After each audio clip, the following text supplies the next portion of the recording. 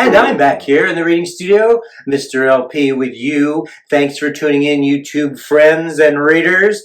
I am so glad you're here. So, I've got a new book for all of you who have gone back to school called The Name Jar by Yangsook Choi. Let's get reading The Name Jar. Through the school bus window, Yoon-hae looked out at the strange buildings and houses on the way to her new school. It was her first day, and she was both nervous and excited. She fingered the little block of wood in her pocket and remembered leaving her grandmother at the airport in Korea. Her grandmother had wiped away Yoon-hae's tears and landed her an ink pad. Edit. Her grandmother had wiped away Yoon-hae's tears and handed her an ink pad and a small red satin pouch. "Your name is inside," she had said. "My name?" Yoon-hae had wondered. Again she took out the red pouch to look at the wooden block with her name carved in it. As she ran her fingers along the grooves and ridges of the Korean characters, she pictured her grandmother's smile. "Is that thing for show and tell?" a boy asked Yoon-hae, surprising her. Yoon-hae looked up as more kids leaned over. "No, it's mine," Yoon-hae answered, quickly putting the pouch back in her pocket. "Are you new here? What's your name?" the girl asked. "Yoon-hae," said Yoon-hae. "Une?" the girl asked, scrunching up her face. Une," some kids chanted. No, Yoon-hae corrected. "It's spelled Unhei. It's pronounced Yoon-hae." "Oh, it's you, hey," the boy said, "like you, hey. What about hey you?" Just then the bus pulled up to the school and the doors opened. Yoon-hae hurried to get off. "Yoon-hae, bye-bye," the kids yelled as she left. Yoon-hae felt herself blush. Yoon-hae stood in the doorway of her new and noisy classroom. She was relieved that the kids on the bus had gone to other rooms, but her face still felt red. "Aren't you going in?" asked a curly-haired boy with lots of dots on his face. "You're the new girl, right?" he asked cheerfully.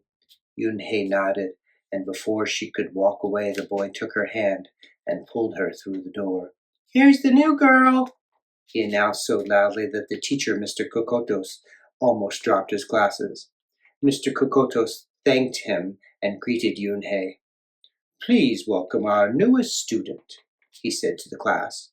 "She and her family just arrived from Korea last week." Yoon-hae smiled broadly and tried not to show her nervousness. "What's your name?" someone shouted. Yoon-hae pictured the kids on the bus. "I haven't picked one yet," she told the class, "but I'll let you know by next week." As Mr. Kokotos showed her to her desk, she felt many round, curious eyes on her. "Why doesn't she have a name?" she heard someone whisper. "Maybe she robbed a bank in Korea and needs a new identity," a boy replied. On the bus home, nobody teased her, but Yoon-hae kept thinking about her name. "How was school, Yoon-hae?" her mother asked when she walked in. "Did you understand the teacher?" Yoon-hae simply nodded. She unpacked her school bag and set the red pouch by the photograph of her grandmother.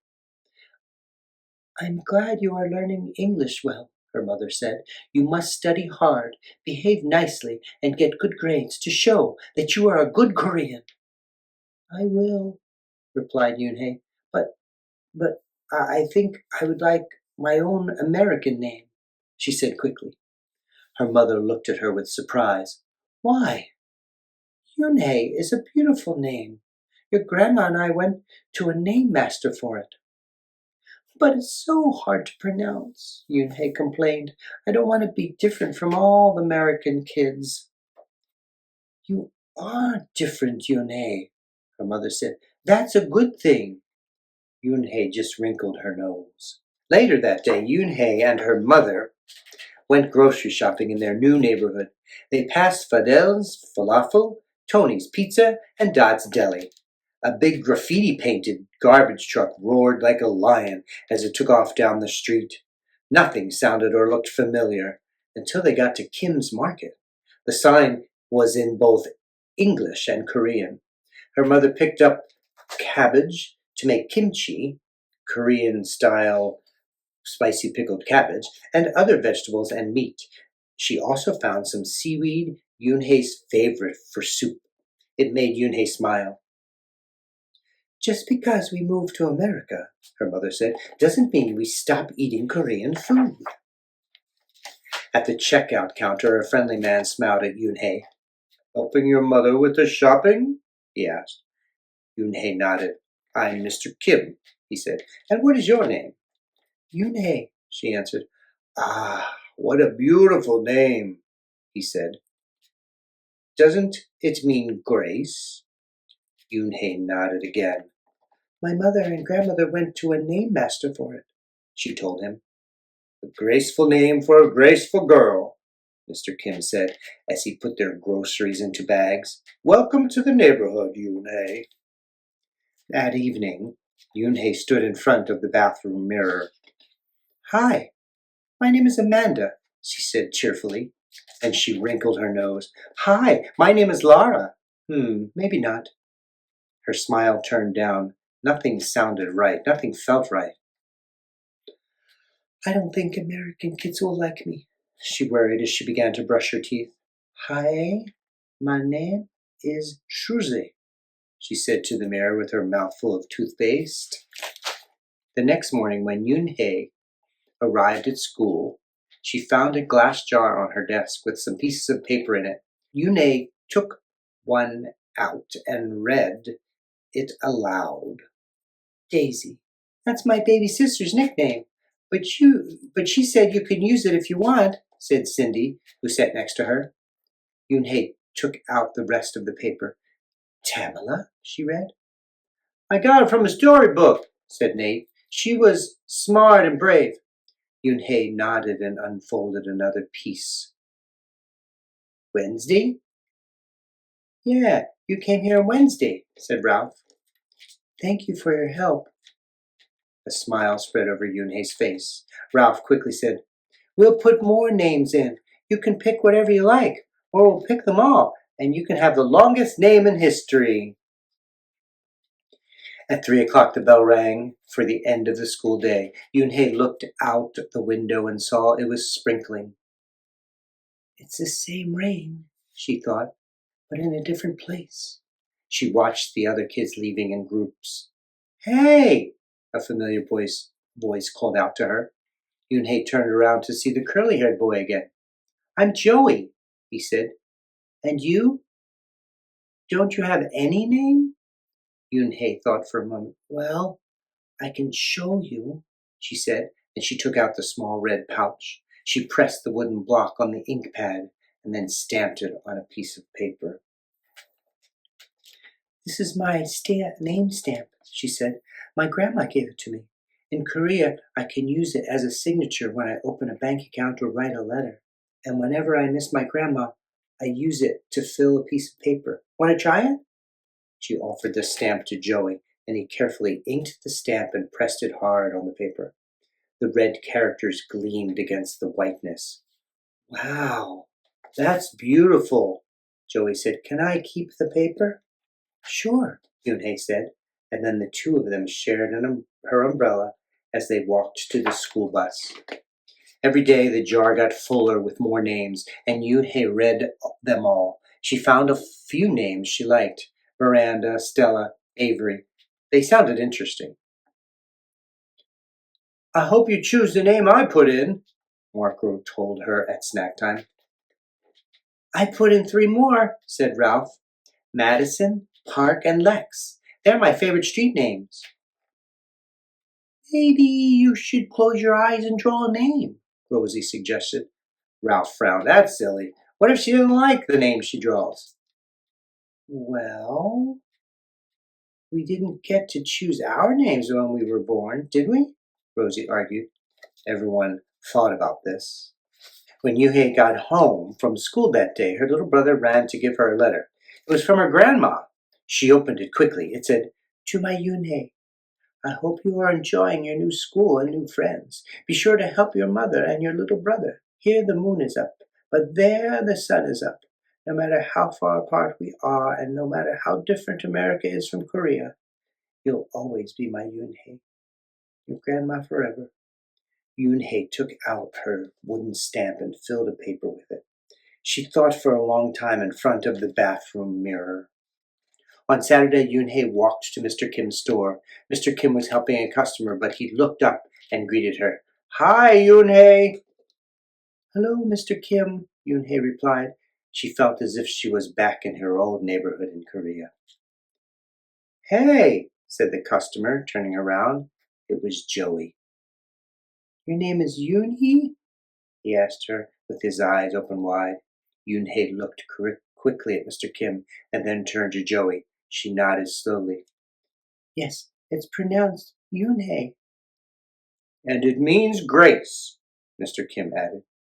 "Yoonhei," Joey said slowly, and this time perfectly.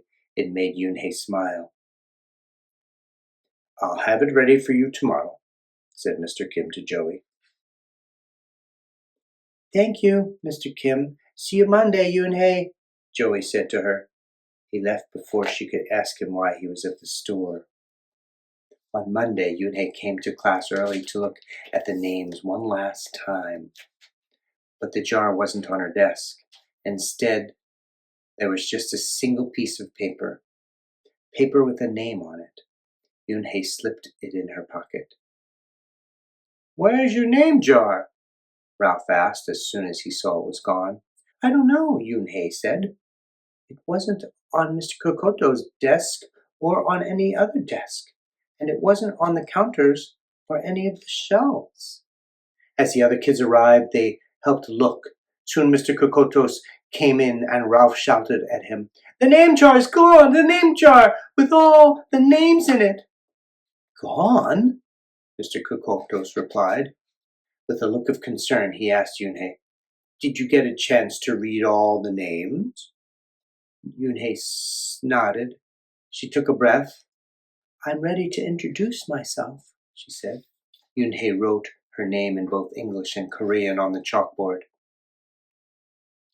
"I like the beautiful names and funny names you thought of for me," she told the class, "but I realize that I liked my name best, so I choose it again. Korean names mean something. Yoonhei means grace." "Grace! Grace! Inhei!" shouted Ralph. Everyone tried to say it. "Inhei, Yunhei, Yanhei." Yunhei said her name again slowly and clearly. Soon the kids began to say it better, even Mr. Kokotos. They applauded Yunhei's choice. "I was named after a flower," Rosie whispered to Yunhei. "Lots of American names have meanings too," Mr. Kokotos reminded everyone. When the class was dismissed, Yoonhei heard her new friend say, "Goodbye, bye, Yoonhei, see you tomorrow. Goodbye, Yoonhei." Yoonhei said goodbye and then looked around for Joey, but he was already gone. "Yoonhei, Yoonhei, come downstairs," Mother called up to Yoonhei. "Your friend is here." Yoonhei rushed down to see who she meant. There stood Joey, and in his arms was the name jar. "Where did you find it?" asked Yoonhei breathlessly. Joey looked embarrassed. Well, I took it, but only because I wanted you to keep your own name. And you did." He reached in and pulled out the names. "Do you want to keep them?" he asked. "Thank you. I'll keep them as a souvenir," Yoonhei said happily. Then she pulled out the piece of paper from her pocket. "Do you want this back?" Joey grinned. "You can keep it. I'll return the name jar to the class. Maybe you could put some Korean nicknames in it for us. Names with good meanings." "I could do that," agreed Yoonhei. "I've already got a Korean nickname, Joey said. Mr. Kim helped me choose it. Carefully, he pulled a small silver felt pouch from his pocket. Then he took out a dark wooden stamp with beautiful Korean characters carved sharply into it. He pressed it on the ink pad and then on the piece of paper next to her name. Chinku, replied Yunhei. That means friend. And Chinku smiled back. The end. That's the name jar right here from the Reading Studio by Yangsook Choi. I hope you enjoyed it. Thanks for tuning in, and I hope you'll like and subscribe so we can get to so many other books just like the name jar. Thank you.